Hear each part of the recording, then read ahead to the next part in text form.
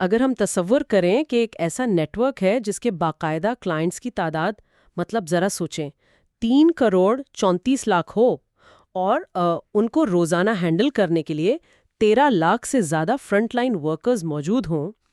یہ تو کوئی بہت بڑا سیٹ اپ لگ رہا ہے۔ بالکل، اور یہ نیٹ ورک کوئی 2,27,000 سے زیادہ مراکز پر پھیلا ہوا ہو۔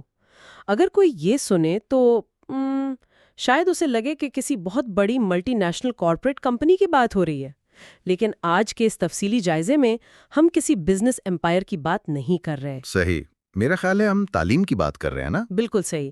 یہ اعداد و شمار دراصل 2005 اور 6 کے دور میں پاکستان کے تعلیمی نظام کے ہیں، اور آج ہمارا مقصد اس ماخذ کے ذریعے اسی دیو ہیکل مشینری کے اندر جھانکنا ہے۔ ہم یہ سمجھنے کی کوشش کر رہے ہیں کہ جب اتنی بڑی تعداد میں اساتذہ موجود ہوں تو اس پورے نظام کو بکھرنے سے بچانے کے لیے معیارات یا اصول کیوں ضروری ہوتے ہیں۔ خیر، یہ جو حجم آپ نے بیان کیا ہے نا، یہ واقعی ذہن کو چکرا دینے والا ہے۔ 13 لاکھ اساتذہ اور 3 کروڑ سے زیادہ طلبہ۔ دیکھیں، عموماً جب ہم تعلیم کی بات کرتے ہیں تو ہماری سوئی صرف اسکولوں کی عمارتوں اور بجٹ پر اٹک جاتی ہے۔ ہاں، ایسا ہی ہوتا ہے۔ ہم اکثر بس یہی پوچھتے ہیں کہ کتنے نئے اسکول بنے۔ بالکل، لیکن جو 2005 اور 6 کی national education management information system یعنی نیمز کی رپورٹ ہے، وہ ہمیں ایک بالکل مختلف پہلو دکھاتی ہے۔ یہ ڈیٹا ہمیں بتاتا ہے کہ محض عمارتیں کھڑی کر دینے سے مسئلہ حل نہیں ہوتا، اصل چیز کوالٹی کنٹرول ہے۔ اچھا، تو مطلب یہ کوالٹی کنٹرول والا جو پہلو ہے یہ کافی اہم ہے، کیونکہ اگر ہم نیمز کے رپورٹ کے ڈیٹا کو دیکھیں جو پری پرائمری سے لے کر اوپر تک کوئی 2,27,791 تعلیمی اداروں کی نشاندہی کر رہا ہے، تو یہ سن کر ایک عجیب سی بے چینی ہوتی ہے۔ بے چینی؟ وہ کیوں؟ مطلب اتنے زیادہ اسکول اور کالجز جو دور دراز علاقوں، صحراؤں، پہاڑوں اور گنجان آباد شہروں تک پھیلے ہوئے ہیں، تو کیا اس وقت بس یہی مقصد تھا کہ نقشے پر ایک اور اسکول کا اضافہ کر دیا جائے؟ میرا مطلب ہے کہ جب آپ اتنی تیزی سے کسی چیز کو پھیلاتے ہیں تو کوالٹی تو خود بخود گرنے لگتی ہے نا؟ بالکل، اور یہی تو وہ مقام ہے جہاں نیمز کے مینجمنٹ انفارمیشن سسٹم یعنی MIS کا اصل کردار سامنے آتا ہے۔ دیکھیے، MIS کوئی ایسا کلرک کا رجسٹر نہیں تھا جس میں بس اسکولوں کی گنتی ہو رہی ہو۔ تو پھر یہ کیا تھا؟ مطلب اس کا اصل مقصد کیا تھا؟ یہ دراصل ایک انتہائی طاقتور تشخیصی ٹول تھا۔ اس ڈیٹا نے واضح طور پر یہ دکھایا کہ تعلیم تک رسائی کے حوالے سے بہت بڑے خلا موجود ہیں، اور یہ رسائی صرف عمارت کے ہونے یا نہ ہونے تک محدود نہیں تھی، بلکہ اس نے جغرافیائی عدم مساوات کو بھی بے نقاب کیا۔ اوہو، واہ!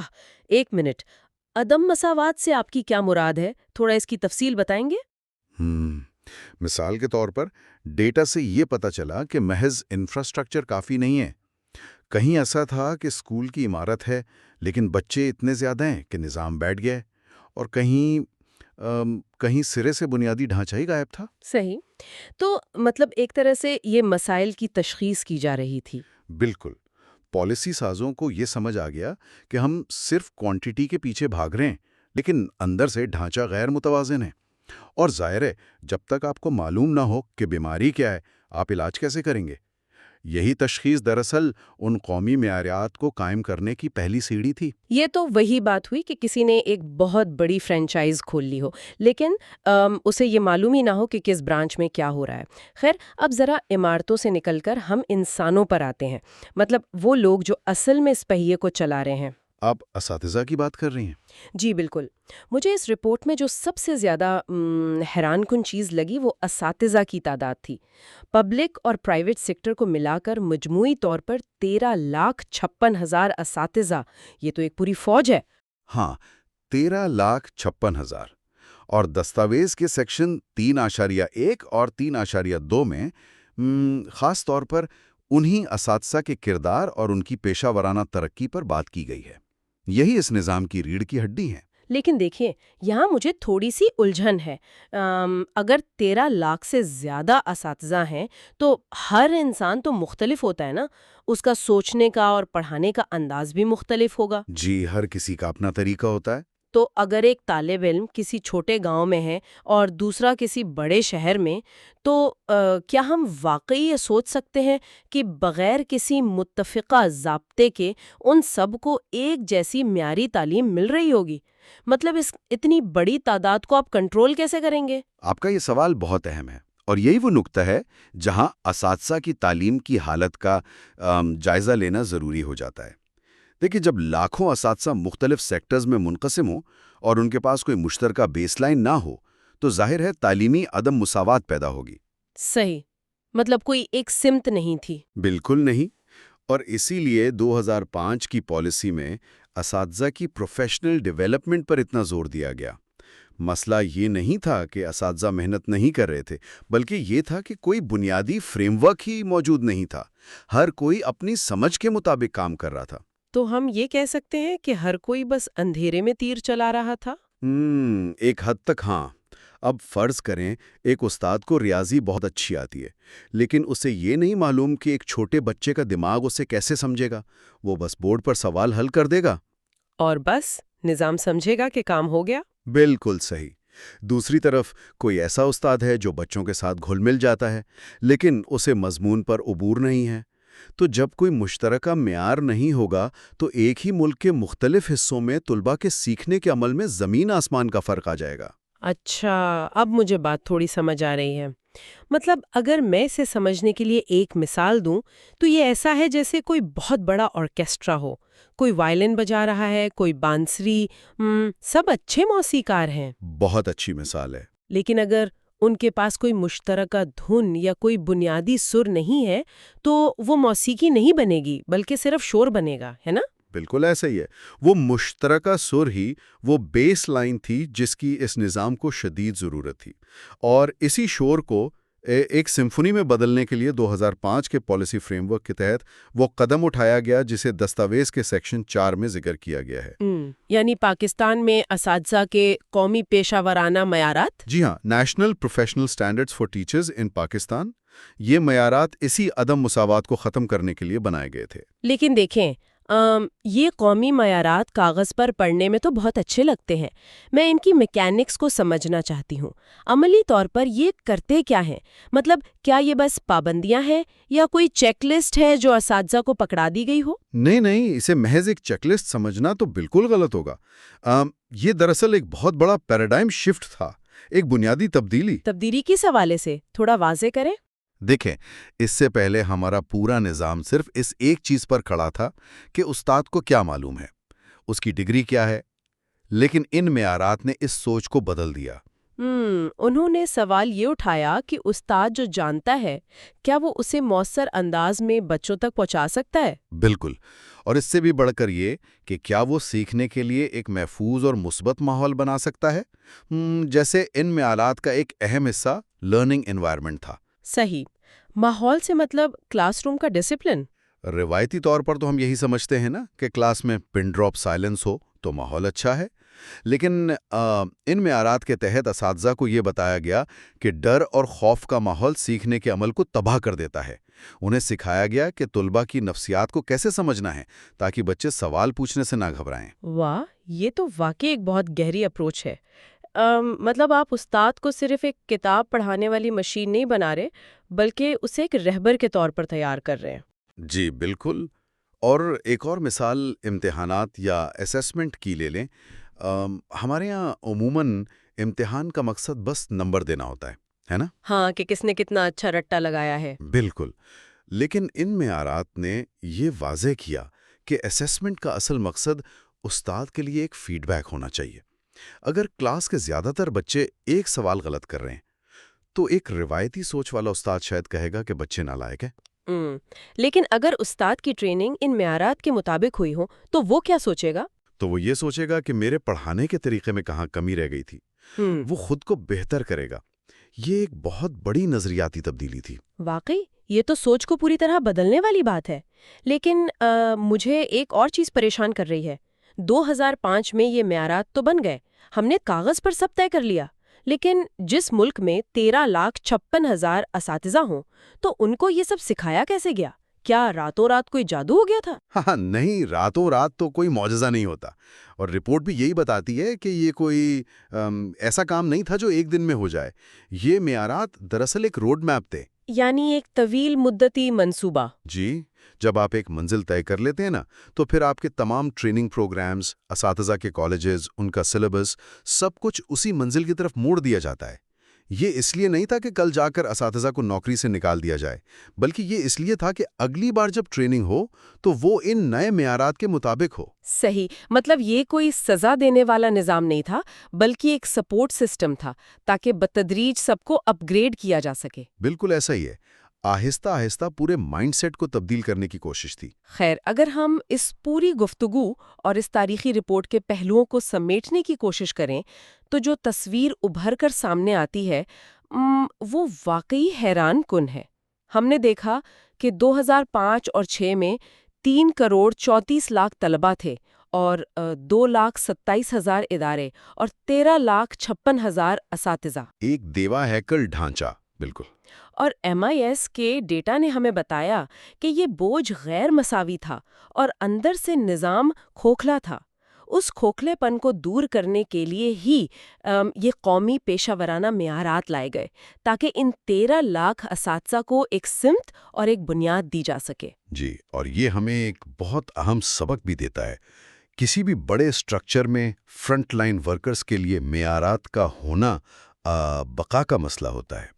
محض ہجوم یا کوانٹٹی کافی نہیں ہوتی جب تک ہر پرزہ ٹھیک سے کام نہ کرے۔ بالکل صحیح کہا آپ نے۔ اچھا، اس سارے تفصیلی جائزے کے بعد اب آخر میں ایک بہت ہی فکرانگیز سوال پیدا ہوتا ہے۔ ذرا تصور کریں، اگر 2005 اور 6 میں جب دنیا اتنی ڈیجیٹل نہیں تھی، اسمارٹ فونز ہر جگہ نہیں تھے، اس وقت 3 کروڑ طلبہ کے لیے اساتذہ کے معیارات طے کرنا اتنا پیچیدہ تھا۔ تو آج کیا صورتحال ہوگی؟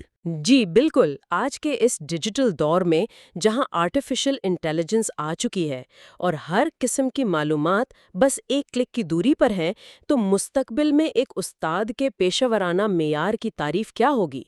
کیا آنے والے کل کا استاد صرف معلومات کا ذریعہ ہوگا، یا پھر اس ٹیکنالوجی کے دور میں انسانی ہمدردی اور رہنمائی کا اس کا کردار اور بھی زیادہ ضروری ہو جائے گا؟ یہ وہ سوال ہے جو مستقبل کے بارے میں ہمیں بہت کچھ سوچنے پر مجبور کر دیتا ہے۔ خیر، اس پر غور کرتے رہیں۔ آج کے لیے بس اتنا ہی۔ کہتے ہیں کسی بھی ملک کا مستقبل اس کی کلاس رومز میں بنتا ہے، لیکن سوال یہ ہے کہ جب کلاس رومز لاکھوں کی تعداد میں ہوں تو پھر معیار کو کیسے یقینی بنایا جائے؟ آج ہم پاکستان کے اساتذہ کے لیے بنائے گئے اسی نظام کی گہرائی میں اتریں گے، یعنی قومی پیشہ ورانہ معیارات۔ تو چلے شروع کرتے ہیں۔ ذرا اس سوال پر ایک لمحے کے لیے سوچئے۔ یہ صرف ایک نمبر نہیں ہے، یہ ہمارے ملک کے سب سے بڑے چیلنجز میں سے ایک کی وسعت کو ظاہر کرتا ہے۔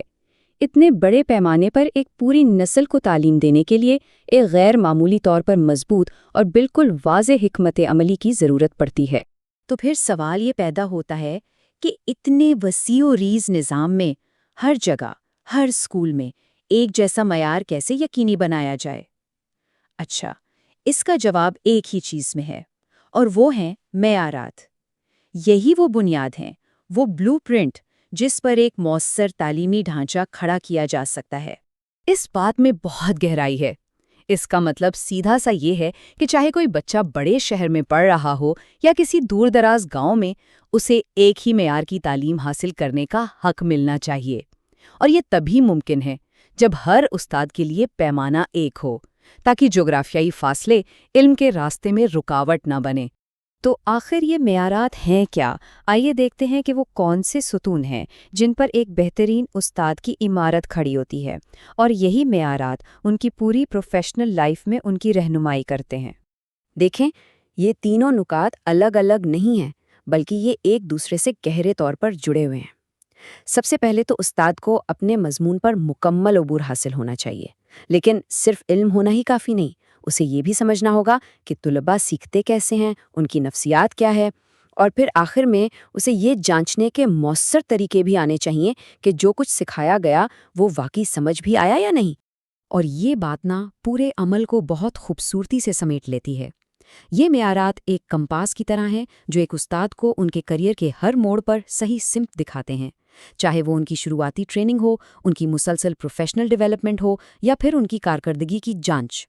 مگر صرف اصول اور قواعد بنا لینا ہی تو کافی نہیں ہوتا ہے نا؟ اصل کہانی تو زمینی حقائق بتاتے ہیں۔ ہمیں پتہ کیسے چلے گا کہ یہ نظام کام کیسا کر رہا ہے، اور وہ حقائق ہم تک پہنچتے ہیں ڈیٹا کے ذریعے۔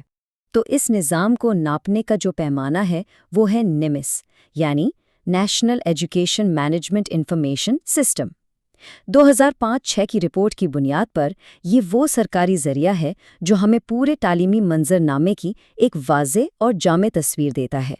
تو اب ذرا تیار ہو جائیں، کیونکہ جو اعداد و شمار اب سامنے آنے والے ہیں وہ اس نظام کی حقیقی وسعت کو ظاہر کرتے ہیں، اور یہ اعداد و شمار واقعی ذہن کو ہلا کر رکھ دینے والے ہیں۔ جی ہاں، 33.4 ملین یعنی 3.5 کروڑ سے زیادہ طلباء۔ ذرا اس عدد کو اپنے ذہن میں بٹھائیں۔ یہ اس ذمہ داری کے سمندر کی گہرائی کو ظاہر کرتا ہے جو ہمارے تعلیمی نظام پر عائد ہوتی ہے۔ اور اس علم کے دریا کو صحیح سمت دینے والے وہ ہیں 13,56,000 اساتذہ۔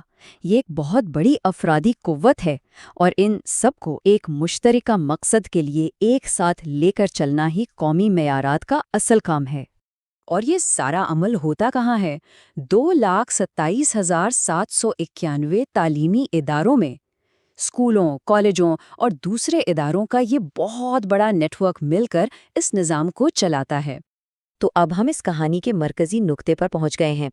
ایک طرف ہے ہمارے پاس معیار کا ایک فریم ورک، اور دوسری طرف ہے اس نظام کا پہاڑ جیسا پیمانہ۔ ان دونوں کو مؤثر طریقے سے جوڑنا ہی اصل چیلنج بھی ہے اور کامیابی کی کنجی بھی۔ یہی نقطہ سب سے اہم ہے۔ یہ سمجھنا ہوگا کہ یہ معیارات صرف کچھ کاغذی دستاویزات نہیں ہیں، یہ اس بہت بڑی تعلیمی مشین کا سافٹ ویئر ہیں، وہ آپریٹنگ سسٹم جو ہر استاد اور ہر ادارے کی رہنمائی کرتا ہے، تاکہ پوری مشین ایک ساتھ ایک ہی سمت میں کام کر سکے۔ تو خلاصہ یہ ہے کہ معیارات ہمیں منزل بتاتے ہیں کہ اچھا کیا ہے، جبکہ ڈیٹا ہمیں ہماری موجودہ پوزیشن بتاتا ہے کہ ہم ابھی کہاں کھڑے ہیں۔ اور جب یہ دونوں چیزیں مل کر کام کرتی ہیں تو وہ ایک ایسی طاقتور قوت بن جاتی ہیں جو تعلیم کے مستقبل کو بہتر سے بہترین بنانے کی صلاحیت رکھتی ہے۔ تو آخر میں یہ سوال صرف پالیسی بنانے والوں کے لیے نہیں بلکہ ہم سب کے لیے ہے۔ اگر معیارات ہمارا نقشہ ہیں اور ڈیٹا ہمارا کمپس، تو ہماری اگلی منزل کیا ہونی چاہیے؟ اس سفر میں اگلا قدم کہاں اٹھانا چاہیے تاکہ ہر طالب علم اپنی بہترین صلاحیتوں تک پہنچ سکے؟ Welcome to my YouTube channel تعلیم منزل. It is purely an educational channel. اس میں لیسن ہیں بیالوجی، کمپیوٹر، کیمسٹری، انگلش، جغرافی، history, math, physics, Pakistan studies, science, Urdu and many more. اس کے اندر ہے ٹیچر ٹریننگ، اس کے اندر ہے کریکٹر بلڈنگ، اس کے اندر ہے جنرل نالج، اور اس کے اندر ہے سائنس اینڈ ٹیکنالوجی۔ اس سے بھرپور فائدہ اٹھائیے اور اسے دوسروں تک بھی پہنچائیے۔ یہ صرف ایک تعلیمی چینل ہے جس کا مقصد جہالت کے خلاف جہاد کرنا ہے، جس کا مقصد تعلیم کو عام کرنا ہے، ایک معیاری اور اعلیٰ تعلیم ان لوگوں تک بھی پہنچانا ہے جو معیاری اور کوالٹی ایجوکیشن تک رسائی نہیں رکھتے۔